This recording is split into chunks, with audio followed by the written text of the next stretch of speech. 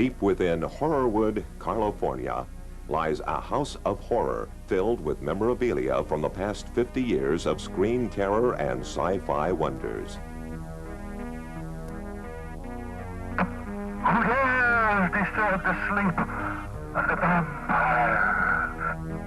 The man behind this mansion of the macabre is Forrest J. Ackerman, the godfather of fantastic film and inspiration to many of today's most influential directors, including John Carpenter, Steven Spielberg, Joe Dante, and John Landis. Ackerman was editor of the popular Famous Monsters magazine that opened up the world of imagination for several decades and proved that getting high on sci-fi and horror isn't necessarily a bad thing. When I was a kid, I'd go on what's called the roller coaster or the race through the clouds, and when I get up the top, I'd say, oh, why am I paying money to frighten myself? But there must be some hangover from the cavemen days that people like to be frightened, and I think particularly if you can do it in a darkened theater and then come out into the light and leave all the horror behind you, it's a kind of a catharsis that the world is so full of real horror, you know, our nightly murders on TV and rapes and child molestation and everything. It's nice just to be frightened by imaginary creatures like werewolves and zombies and ghosts and things that go bump in the night, and you have the feeling it's a kind of fun and games, and there's nothing on the screen that can really hurt you. I appreciate the state of the art, that such grotesque and ghoulish and god-awful gory things can be presented realistically, but they're a far cry from Lon Chaney and Karloff and Laurie and Claude Rains and so on, and the old black and white days that are sometimes being colorized now. But say in those days we mainly had imaginary creatures, invisible men and giant apes like King Kong. And now with Freddy and who's the other guy, Jason and so on, you know, they're sort of offsprings of Manson that you find all the time in the newspapers and on your TV. I don't know whether this young generation of kids, whether in the year 2010 they'll look back fondly on Freddy and Jason like I look back fondly on the Phantom of the Opera and Quasimodo and so on, but it seems to me it's taken a quantum jump into realistic horror and away from fantastic horror. I picked the right pair of maternal grandparents when I was 5.5 years old back in 1922. I remember seeing a film called One Glorious Day, which I guess was one glorious night for me because it was my first experience with a ghost. There was a little ectoplasmic kid in it who'd been sent to heaven by mistake, and he caused such a ruckus up there they kicked him out, and for the next 8 or 9 reels he was making a nuisance of himself, and I found that extraordinarily amusing, and so I wanted to see more pictures like that, and my dear maternal grandparents would take me to as many as 7 films in a single day. So I was off and running in the field of fantasy films very early in life, but in October 1926, a magazine called Amazing Stories just jumped off the newsstand, grabbed hold of me, and said, "Take me home, little boy, you will love it." Well, it all. 1930, my dear grandmother started me off with my first 10 stills from a film of the future called Just Imagine. Now they've grown to 125,000 stills from all around the world. Right around this corner here, we have 250 different editions of Frankenstein. It's in Japanese, and I just got one from Greece the other day. And here, The Bride of Frankenstein, when the bride herself, Elsa Lanchester, was still with us up to a couple of years ago. You see how she inscribed this copy for me and revealed that she was quite a good caricaturist. This book about H.G. Wells, I've been telling a tale for years that during World War II this left England for me and was torpedoed by a Nazi submarine. But a friend ruined everything. The other day he pointed out that this was published in, I think, 1951, so I wanted to know how this could have been torpedoed. Well, all I can figure is must be the last Nazi submarine doesn't know the war was over yet in 1951. So that's Sergeant Ack, 3 years, 4 months, and 29 days in World War II. Of course, the good medal conduct, that qualifies as fantasy here in my collection.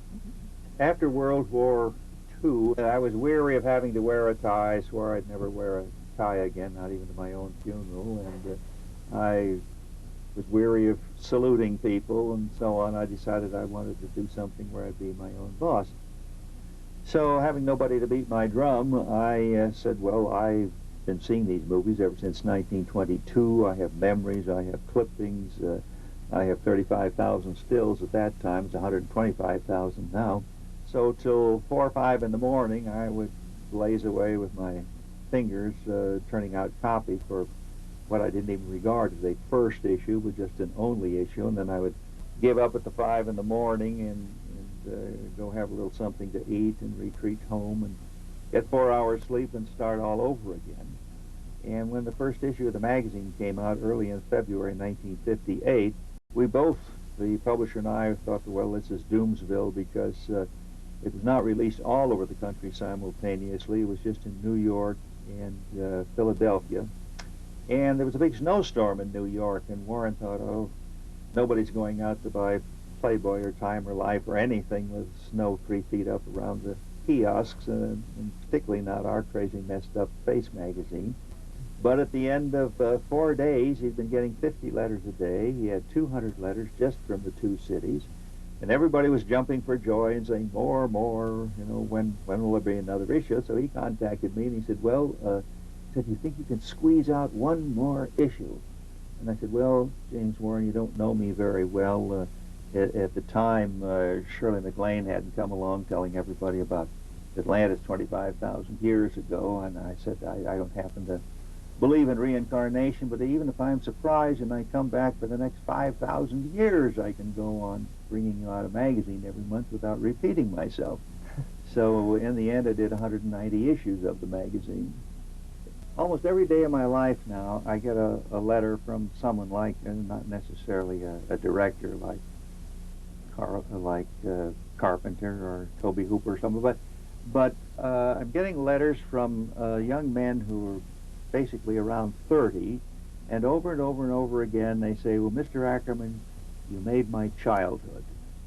You kept me off the streets. You gave me respect while everybody at school and my parents thought I was a cuckoo nut and I was the resident crazy at high school and so on. They all laughed at me and scorned me and thought I was going to the bug house because of my obsession with monsters. But here was one grown man that the mayor of Los Angeles respected and had the friendship of Boris Karloff and Bela Lugosi and Vincent Price.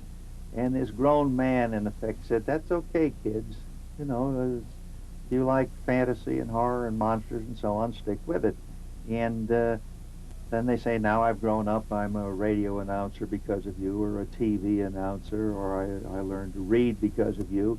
And it might seem rather unusual that a magazine that dwelt on death and dismemberment and horror and so on, but when I had the attention of malleable young minds who wouldn't have paid any attention to anything their dad said. If Dad said, now kid, I don't want to see you start smoking, or don't get involved in dope, they'd probably do just the opposite.